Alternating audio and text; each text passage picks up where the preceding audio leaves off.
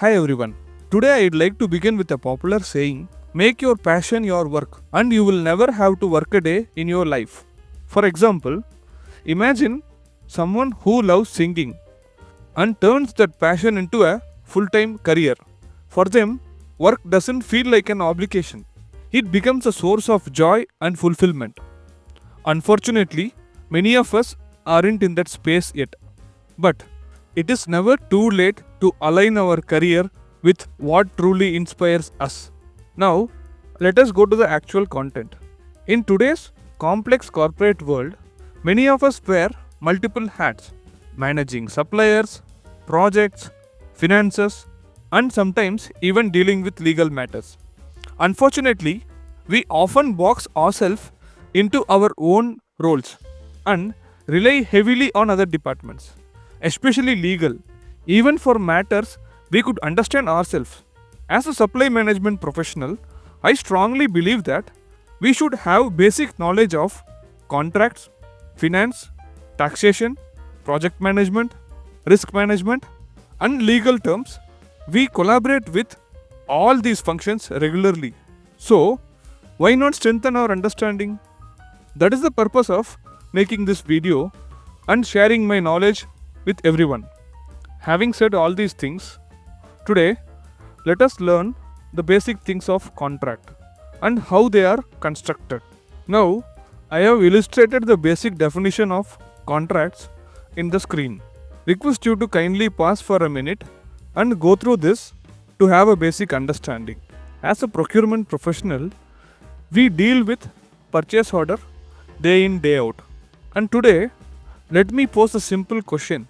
Is a purchase order a contract? This is a common question. Many assume that a PO is not a contract unless it is formally signed by both the parties.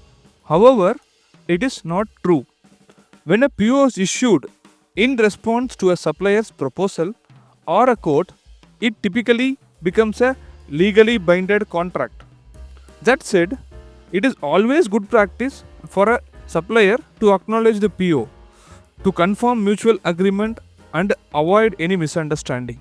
Now, let us understand the basic principles behind a contract and how a contract is formed. A contract is simply an agreement enforceable by law.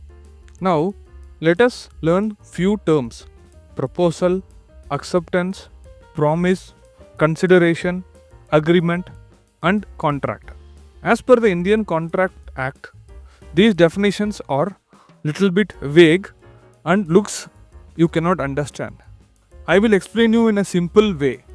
Post my explanation, you can go through those terms as per the Contract Act and you might easily comprehend those ideology. Proposal: when one person expresses willingness to do or not do something, hoping the other will agree. Acceptance: the other person agrees. Promise: when the proposal is accepted, it becomes a promise. Consideration: something of value exchanged between parties against the acceptance of the proposal. Agreement: a promise supported by consideration. Contract: when this agreement is enforceable by law, it becomes a contract.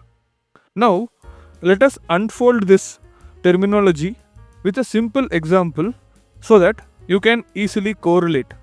For this example, I have taken two characters, Arun and Divya.